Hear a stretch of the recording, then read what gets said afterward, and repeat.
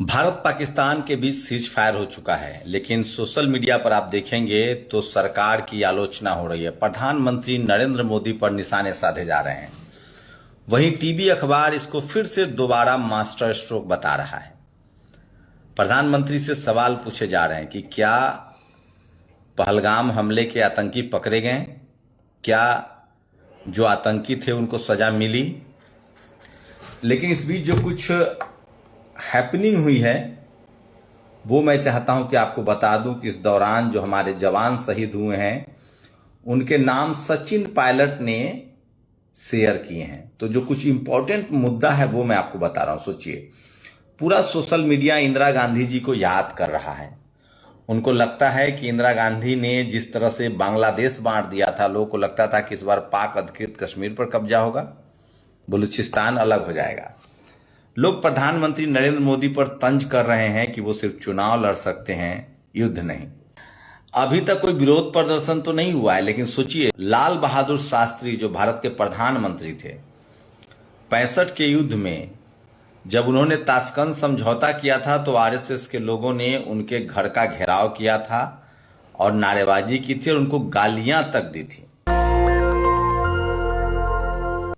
उस समय यह हुआ था कि पाक अधिकृत कश्मीर, जिसको हम कहते हैं, कश्मीर में कुछ बढ़त थी पाकिस्तान को, लेकिन भारत जो है वो लाहौर की तरफ कुछ कर गया था और लाहौर पर कब्जा कर लिया था। आज वाली बात नहीं है, टीवी अखबार वाली फर्जी खबर नहीं थी, सही में लाहौर पर कब्जा था। पाकिस्तान कश्मीर पर कब्जा कर रहा था तो भारत ने लाहौर पर कब्जा किया था। उसके बाद समझौता हुआ और समझौता हुआ तो आरएसएस को पसंद नहीं आया था और प्रधानमंत्री का विरोध हुआ था।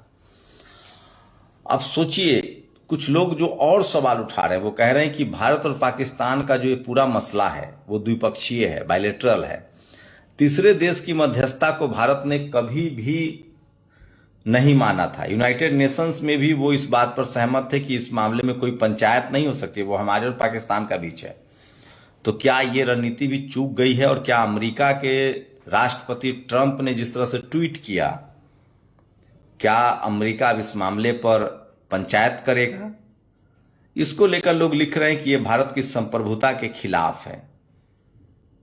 ये तमाम विश्लेषण करके मैं आपको बताऊंगा, लेकिन सबसे पहले बात उनको नमन जो इस के दौरान शहीद हुए हैं। मातृभूमि की रक्षा करते हुए वीर गति को प्राप्त हुए भारत माता के वीर सपूतों हिमाचल प्रदेश के सूबेदार मेजर पवन कुमार जी, झुंझुनू जिले के मेहरादासी के medical assistant sergeant Surendra Kumar Moga ji, Rajouri ADDC Rajkumar Thapa ji एवं आंध्र प्रदेश के मुरली नायक जी को सलाम करता हूं। राष्ट्र के प्रति इन वीर सपूतों के समर्पण एवं सर्वोच्च बलिदान को याद किया जाएगा। मेरी गहरी संवेदना शहीद जवानों के परिजनों के साथ है। ईश्वर इन्हें सबल प्रदान करे। इस पूरे घटना के दौरान आपने देखा होगा कि 27 लोग पहलगाम में मारे गए, 26 लोग जो आतंकवादियों की गोलियों से शहीद हुए। उसके बाद 12 लोग खुद सरकार ने माना है जो बॉर्डर इलाके में शहीद हुए। हमारे कुछ जवान भी शहीद हुए और हमें मिला क्या? Cease fire. कल तक बीजेपी कहती थी कि हम पाक अधिकृत कश्मीर पर कब्जा कर लेंगे, इस्लामाबाद पर कब्जा कर लेंगे, एक सर के बदले 10 सर लाएंगे। तो ये बैकफुट पर सरकार आ गई है, ये बात समझ ली, क्योंकि युद्ध के दौरान सारा देश एकजुट था। मीडिया जो 10 साल से वोट के लिए हिंदू मुस्लिम कर रही थी वो भी अब चुप था, कम से कम वो फर्जी खबरें जरूर चला रहा था।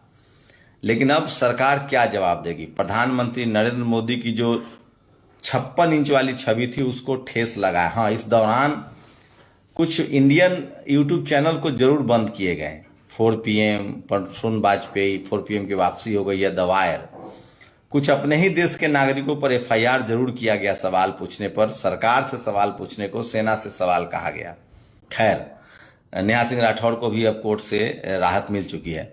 सरकार में बैठी पार्टी अगर राजनीति करे, वो भी युद्ध पर, तो उसे शर्मनाक नहीं हो सकता। थू है, ये चीप थे, चीप है और चीप रहेंगे। इन्होंने वोट के लिए दिखते हैं। सोचिए, कहा प्रधानमंत्री के नाम से प्रधानमंत्री की तस्वीरें डालकर एक वीडियो जारी किया गया आज, जिसमें कहा गया कि हम मजबूत हैं। पाकिस्तानी ड्रोन नकली थे, गोदी मीडिया के सायरन नकली थे, लड़ाई के वीडियो नकली थे। सिर्फ किसी की लापरवाही से जो बेगुनाह मारे गए उनका खून असली था। सब कुछ मुमकिन है। चुल्लू भर पानी में शर्म से डूब क्यों नहीं जाती गोदी मीडिया। ये विंग कमांडर अनुमा आचार्य ने ये ट्वीट किया है। और फायरिंग और सैन्य गतिविधियों के लिए आपसी सहमति बनी है। इसे औपचारिक तौर पर सीज फायर समझौता कहना सही नहीं है, ये उमाशंकर सिंह ने सूत्रों के हवाले से कहा है। पहलगाम हमले में आतंकी अब तक न पकड़े गए न मारे गए। भारत पाकिस्तान के बीच सीज फायर स्वागत योग्य कदम है, लेकिन इसका ऐलान अमेरिका के राष्ट्रपति ने किया। यह भारतीय संप्रभुता का अपमान है। यह भारत की विदेश नीति को असफलता दर्ज कराता है। इससे गोदी मीडिया का पराक्रमी एंकर और उन्मादी दो टकिया ट्रोल आर्मी की हवा फुस हो गई। थापा जो कि आईएएस थे, आईएएस अधिकारी, भगवान बुद्ध के अनुयायी राजकुमार थापा, वो भी इस पूरे जम्मू कश्मीर में शहीद हुए हैं। सीज फायर की खबर सुखद है, बाकी बिहार का चुनाव बिहार के मुद्दे पर होना चाहिए। ये तमाम जो आरोप है वो लग रहे हैं, समझ रहे हैं ना। और कहाँ है आयरन लेडी, कहाँ है सायरन मैन। सुरेंद्र राजपूत कांग्रेस के नेता है, ये तंज कर रहे हैं। एक सीज फायर 16 दिसंबर 1971 को हुआ था। पाकिस्तान के 93,000 सैनिकों ने सरेंडर किया था। और एक सीज फायर अभी हुआ है जिसमें अमेरिका के राष्ट्रपति ट्वीट कर रहा है। तो सवाल उठा रहे हैं लोग कि ये द्विपक्षीय बात थी। वैसे अमेरिकी राष्ट्रपति ट्रंप की यूक्रेन और रूस के बीच मध्यस्थता का नतीजा दुनिया देख रही है। 24 घंटे में जंग रुकवा दी, वो फर्जी साबित हुआ है। इंदिरा गांधी एक वो थी और एक अब क्या ही कहे। अनिल जयहिंद ने, जो कांग्रेस नेता है, ट्वीट किया है। इंडिया टुडे पैनल में वाक योद्धा भरपूर कोशिश कर रहे हैं कि सीज फायर की संधि को 1971 के पाकिस्तानी सेना के समर्पण की तरफ प्रस्तुत किया जाए। किसी को इंदिरा गांधी के बराबर खड़ा करना है। जोकरों की बारात है ये चैनल। और ये जो सबसे ज्यादा जो फेक खबरें चल रही थी जिस रिटायर्ड अधिकारी के नाम पर, उसको लेकर क्रांति कुमार ने पोस्ट लिखा है। मेजर गौरव आर्य ने 1999 में, वो 1994 में सेना ज्वाइन करते हैं कुमाऊं रेजिमेंट की 17वीं बटालियन में सेकेंड लेफ्टिनेंट के रूप में। और 1999 में करगिल युद्ध से ठीक पहले उन्होंने रिटायरमेंट ले ली। फिर वो प्राइवेट कंपनी में चले गए। सोचिए। तो ये जो मेजर गौरव आर्य हैं, उनके बारे में मैं जानकारी दे रहा हूं, जो क्रांति कुमार ने ट्वीट किया है। तो क्या आप गोदी मीडिया के गुल्लू और कल्लू के और पापा की परियां दोबारा जहरीले हिंदू मुस्लिम के डिबेट शुरू कर देंगे? क्या टीवी फिर से डिबेट शुरू करेगा? और सोचिए, सीज फायर के खिलाफ, समझौते के खिलाफ लाल बहादुर शास्त्री का आरएसएस ने विरोध किया था। ये भी खबर है जो सोशल मीडिया पर सबसे ज्यादा वायरल है। तो प्रधानमंत्री की आलोचना नई बात नहीं है। उस समय के प्रधानमंत्री रहे लाल बहादुर शास्त्री की भी आलोचना हुई थी, और आलोचना करने वाले और कोई नहीं थे, आरएसएस के लोगों ने किया था। ये भी जो खबर है आज सोशल मीडिया पर सबसे ज्यादा वायरल है। तो सीज फायर के बाद प्रधानमंत्री की आलोचना हो रही है। कहाँ उन्होंने अपनी छवि बनाई थी। ट्रंप ने मध्यस्थता कर गाजा में भी जंग रुकवा दी है ना। तो लोग तंज कर रहे हैं, लेकिन इसका क्रेडिट पूरा जो है वो लगातार डोनाल्ड ट्रंप ले रहे हैं। उन्होंने ट्वीट किया कि हमने मध्यस्थता की है। भारत सरकार ने भी इस बात को माना है कि सीज फायर हुआ है।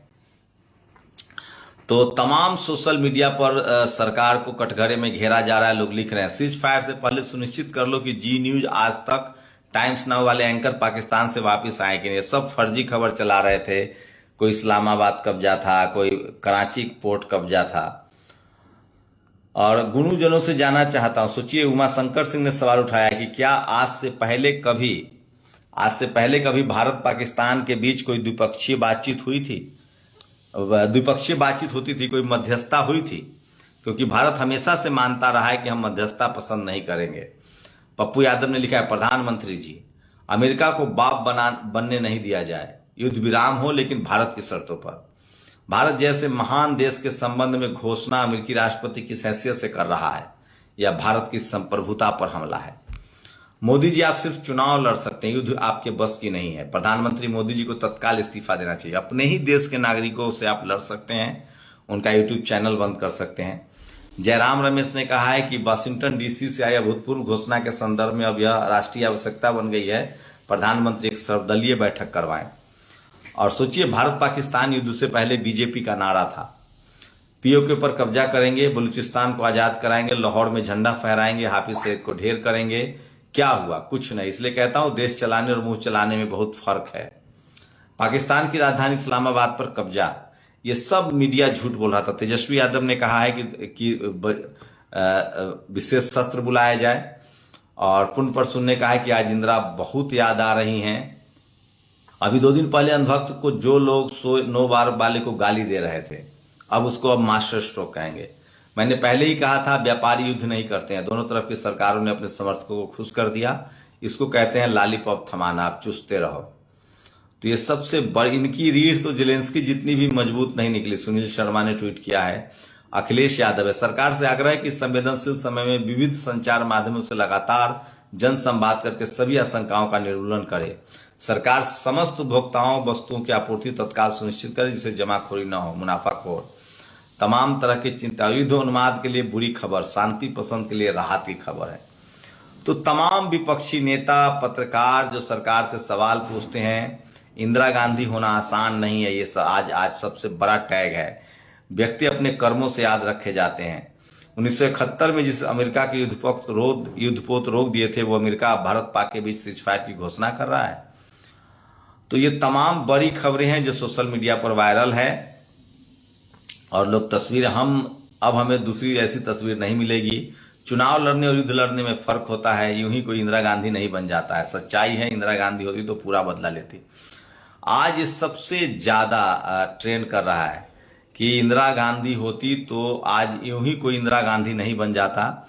ये प्रधानमंत्री पर सवाल है, लेकिन अब तो सवाल पूछने वाले पर या तो जेल में डाला जाता है, उनका चैनल बंद कर दिया जाता है। तो ये सरकार अपने ही नागरिकों से लड़ रही है।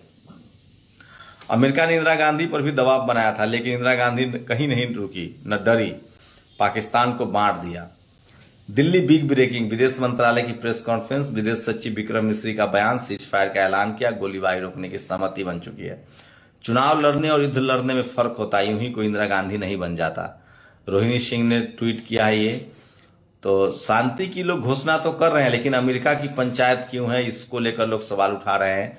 अमेरिका ने इंदिरा गांधी पर भी दबाव बनाया था, लेकिन इंदिरा गांधी रुकी नहीं, डरी नहीं। ये सबसे शांति सर्वोपरि है, और संप्रभुता भी। अखिलेश यादव ने कम शब्दों में बड़ा हमला किया है कि हमें शांति का फैसला हुआ है, लेकिन सवाल है कि हमारी संप्रभुता का क्या। तो और सवाल है कि आज प्रधानमंत्री का एक वीडियो जारी हुआ, और इस पर लोग सवाल पूछ रहे हैं। बीजेपी ने युद्ध को भुनाने की कोशिश की। क्या कांग्रेस राजनीति कर रही है? नहीं। सपा राजनीति कर रही है? नहीं। क्या बसपा राजनीति कर रही है? नहीं। तो फिर राजनीति कौन कर रहा है? सिर्फ और सिर्फ भाजपा।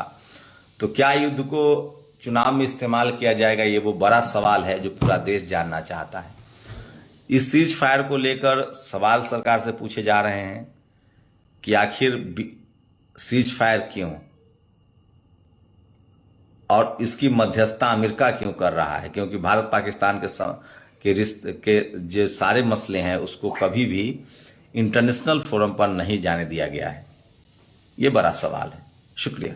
दस्तक की आपसे गुजारिश है कि अगर इसको बचाना चाहते हैं तो नेशनल दस्तक को सब्सक्राइब करने के लिए रेड कलर के सब्सक्राइब बटन को दबाएं, फिर बेल आइकन की घंटी दबाएं। नेशनल दस्तक को बचाने के लिए बहुत जरूरी है कि हर खबर को शेयर करें, लाइक करें, कमेंट जरूर करें।